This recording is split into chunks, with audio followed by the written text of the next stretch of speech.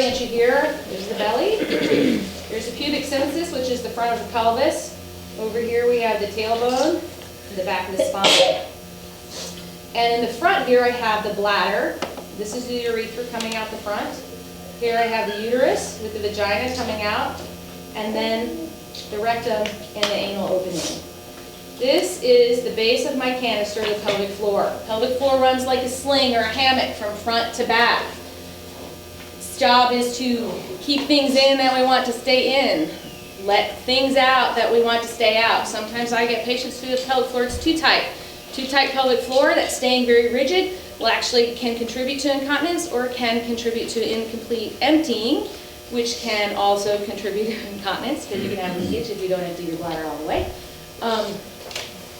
So it wants to keep things in, let things out, and then there's that support, stabilizing function working with the deep system.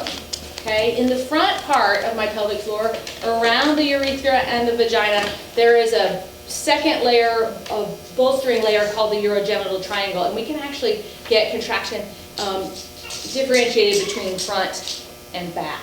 Okay? Now, if we think about what happens on the sides, we talked about front to back, and everybody talks about the front to back, but there's connections out from the sides over to the sides of the pelvis, and it actually, part of the pelvic floor actually joins into, this is a look from underneath, a common tendon or connective tissue with one of our deep hip rotators, the obturator internus. So that's what we see, not the piriformis, but this one right in here, and it comes out and attaches into the hip.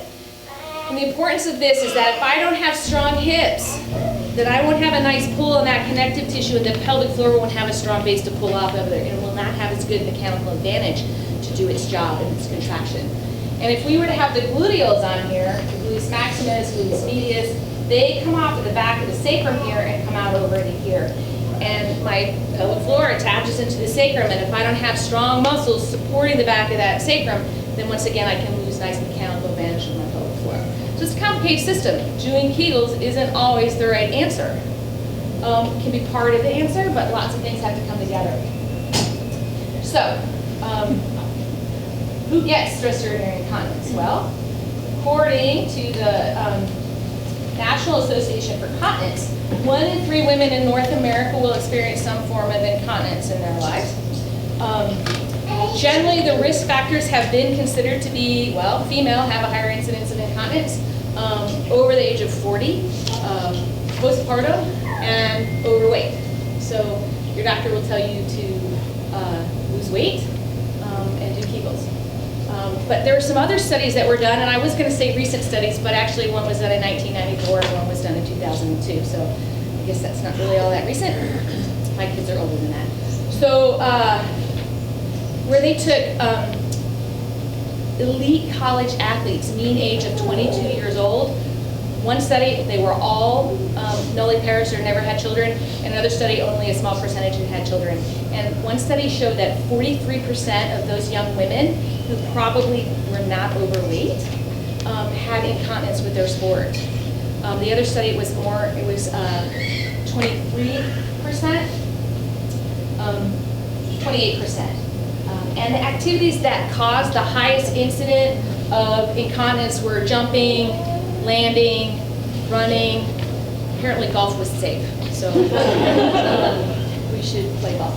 So I think that demonstrates that it's not really just about age and postpartum and body weight. Okay, so now, that being said, so there was another study that was in 2007. I found this one really interesting. They took 3 groups of women. They had the continent women, that's where I want to be, right? Then they had the mildly incontinent women. These women leaked maybe just a little bit here or there if they sneezed with a full bladder, I don't know what just a little bit. And then they had the highly incontinent women, and these women just plain leaked. And they measured muscle activity on their abdomen and on their pelvic floor. And then they challenged their system a little bit. They had them hold a bucket, and they threw a small ball into the bucket. So not a very big challenge, but just enough to sort of give them a little bit of a postural challenge. And they thought they were going to find that the women who were continent had the most activity in their pelvic floor muscles because, good golly, they stay dry. Their pelvic floors are working really hard to keep them dry. And they thought that they would find that the highly incontinent women had the least amount of pelvic floor activity because, hello, they're wet and their pelvic floor doesn't work. They found exactly the opposite. They found that the woman who was standing here, who was dry, tossed her little ball in the bucket, she stood there, not a whole lot of activity going on, okay? The woman who knows that she might leak had a lot of activity going on. She was tightening up in her pelvic floor, her abdominals, particularly her external obliques, were coming on really hard and working really hard to try to maintain her dryness. So I think what we're finding with that is that it's more about the strategy of how your whole system works together in not only an efficient way, but in a task-appropriate way. I don't need an iron-proof pelvic floor to catch a little ball right here. Now I might if I'm doing double unders in CrossFit or gymnastics, but not so much just standing here, okay? So what we want to get is that nice balanced system that works in an efficient way and just the right amount of graded activity to maintain continence.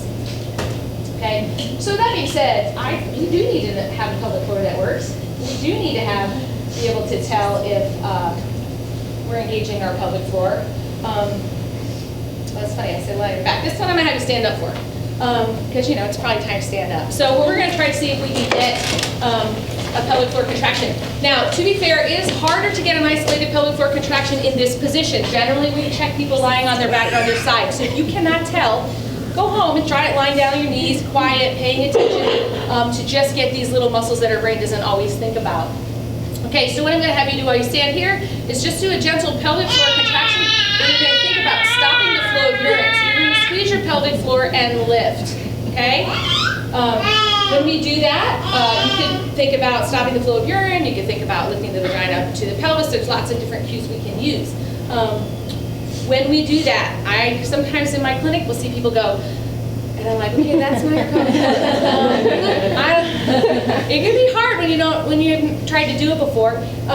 So we don't want breath holding, we don't want gripping, we don't want butt squeezing, we don't want pelvic tilting, we don't want bearing down, which sometimes happens when we think about it.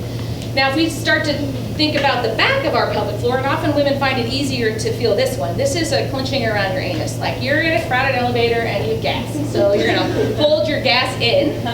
I didn't make these phrases up. This is common stuff that gets taught in classes. So you squeeze this up and in, and a lot of people can feel that a little bit more. We're more familiar with that sensation. So one of the things we could do if I want to have people differentiate between front and back is I can have you move into sort of a ski jump position, not that I have ever done a ski jump. So you come forward in this position and do your pelvic floor contraction again, and you can often feel it's a little more in the front. Okay? So you just squeeze and lift. Okay? Thanks for that. You can have it. And as you see here, you can think about this. A strong pelvic floor contraction needs to have endurance and it needs to have quick reaction. So when we train it, we often train it with holds and quicks. We were taught in class that you should be able to hold your pelvic floor 10 seconds, 10 repetitions with no change in strength from beginning to end, and no compensation and no breath holding or anything. It's going to be a little bit hard to do. And in terms of the quick contractions, you should be able to do a full pelvic floor contraction, let go, 10 of those in 10 seconds. And that's about coordination, flexibility of the pelvic floor, and quick response. Okay? So,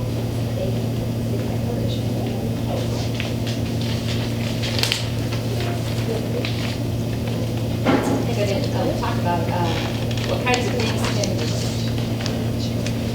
give you stress urinary incontinence. Well, we touched on a little bit. Weak pelvic floor and over-strong pelvic floor, overpowering force down. So if you have a really strong pelvic floor, but you work really hard to bear down, then you can have leakage as well. So we want to have that nice control there. Habits can also cause a problem with the pelvic floor. So here I have a bladder. The bladder is made up of a muscle, and at rest, that muscle is relaxed. These are the ureters coming down from the kidneys, and the bladder fluid slowly, a drip at a time, it's either every 5 or 15 seconds, I can't remember. This is the urethra, which is where the urine passes out, and here's the pelvic floor closing it off. So at rest, my bladder is filling quietly without any contraction. As I walk around, I have a gentle sort of resting tone in my pelvic floor, and there is a delicate reflex that happens between the bladder and the pelvic floor. The bladder can hold up to 2 cups of urine during the day, some more, some less, and at night up to 4 cups. But what will happen is about halfway full, the bladder will contract a little bit to give you that urge that you need to empty. Pelvic floor responds reflexively with a little bit of increased tone, which relaxes the bladder. Then you can go about your day thinking, oh, sometime in the near future I might have to find a bathroom. I hope there's not a line. So, and this should work really nicely together, but this reflex can get disrupted for lots of reasons. In that the bladder starts to contract, maybe before it should be ready to contract, and it can contract a lot stronger than it needs to, and it might not respond to the pelvic floor coming back on. And this can be trained back in. Sometimes it gets trained into the system. Women who, when they're pregnant, the bladder is small, you have to go frequently. That's normal, you don't have as much room in your bladder. After you have the baby, you might get up and feed the baby every couple hours and think, oh, I should go to the bathroom. So then you train your bladder to go to the bathroom in the middle of the night several times. And so you might have to train that back out, okay? So we do bladder retraining programs as well. Tips for a healthy bladder: do not hover over the toilet seat, even when you're out in public. How do we get a stronger pelvic floor and hips and glutes? So we squat, okay? I just told my bladder, go ahead and empty, and then I'm sort of saying, oh wait, maybe never mind. And so I might not get that full emptying of the bladder. So it's important to sit. It's also important not to bear down and push to empty your bladder. I know I was guilty of this for a while. I was always in a hurry when my kids were little and they didn't leave me alone in the bathroom, so I would be like, how fast can I pee? It's a lot of downward force on our organs. We're trying to minimize that. We're trying to have support up. So emptying your bladder should be a passive activity. The same goes with bowel movement. We want to, constipation in and of itself can cause incontinence, pelvic organ prolapse. We want to use good diet to control that. Having good hydration, drinking lots of water. A lot of women, if they have leakage, they'll think, oh, I better not drink a lot because I don't want to have to run to the bathroom and leak. And this can actually make this system more irritable and make it worse. So we also use things like a step stool or a squatting potty to improve the emptying of the bowels. There are definitely food and drink irritants for the bladder. I think some of us know this: coffee, tea, caffeinated drinks, acidic drinks, artificial sweeteners, carbonated beverages, and alcohol. So here we have this frequency thing. If you have to get up in the middle of the night, if your bladder is not that full, it should not be waking you up to get you out of bed, okay? So we retrain that. Same with frequency during the day. People can often feel like they have to go to the bathroom a lot. They run to the bathroom. They really didn't have a lot to empty. So we work on that. So I also teach my patients if they have trouble with leakage during cough and sneeze that you can do preset, like let's gird the loins a little bit. Do a little pelvic floor contraction if you know you're going to cough or sneeze, and that can help keep you dry. Okay? So, takeaway points. Some countries have sort of mandatory or standard physical therapy visits postpartum. France, it's anywhere from 6 to 10, and they like really hit the pelvic floor hard to sort of make sure that comes back. We don't have that here. I don't think that everybody needs to see someone, but how do you know if you should see someone? If you're not sure if you're pulling in your core and you've done a lot of work to try to figure it out, you can see someone who can help you figure it out. If you have pelvic floor issues, back pain, hip pain, pelvic girdle pain, urinary incontinence, fecal incontinence, or leakage, I'll ask my patients, they'll come in, I'm seeing them for their back or their shoulder, and I'll say, do you ever experience stress urinary incontinence? They'll say no. And then they'll go, well, you know, not any more than the usual amount. And I don't know how, as a society, we've decided that any amount is a good usual amount. Even minor leakage is showing that there is a dysfunction in your system and it's not working as well as it could, okay? So if you decide to go and see a physical therapist for this, you should know that not all physical therapists treat pelvic floor health issues. which is fine. We can all choose to specialize in what we want. But those of us who do treat pelvic floor have taken a lot of courses to learn how not only to treat it, but we practice treating it. We've pretty much done to ourselves what we would ever do to anybody else. When I see people, I like to look at the big picture. I like to look at your alignment, your breathing. Are you recruiting? Do I just need to sort of fire up your system? Saw a patient the other day, all I had to do was say, no, like this. And she's like, oh, I got it. You know, she stood up, she could move, and everything would fire really nicely. Sometimes it doesn't work as simple as that. And when you try to get people to engage their system, something somewhere else is turning it off. So I've been overcompensating maybe with my obliques for a long time. I might have to learn how to relax through here, let go through here, and then be able to turn the system off. So I like to teach people to know if you're engaging, how to know if you're engaging, how to know if you're not engaging or if it lets go, how to know if an exercise is safe for you, and how to progress yourself. Because I want you to be able to do it outside the clinic, and I want to get you as independent as quickly as possible. So that's pretty much how I approach that. So my goal is to get independent. So that's pretty much the end of my talk, and I could talk all day, but I'm going to spare you that. This is my first time speaking to such a large group of athletes. I appreciate you all coming out today. I'm going to be happy to entertain any questions that you might have. I do have a couple questions over here that might help me work on my presentation so that as I go on I can learn a little bit from you guys as I share my information. And if you could take a couple moments to fill that out, that would be really helpful. It could be anonymous. I'm not trying to contact anybody or anything like that. But if you have questions. Yeah, well, can we do a group? Group questions? Group questions? Just like field some questions now? Yeah. No, I meant like right now, it's fine, yeah. I just wanted to say that before we got to questions. Yeah.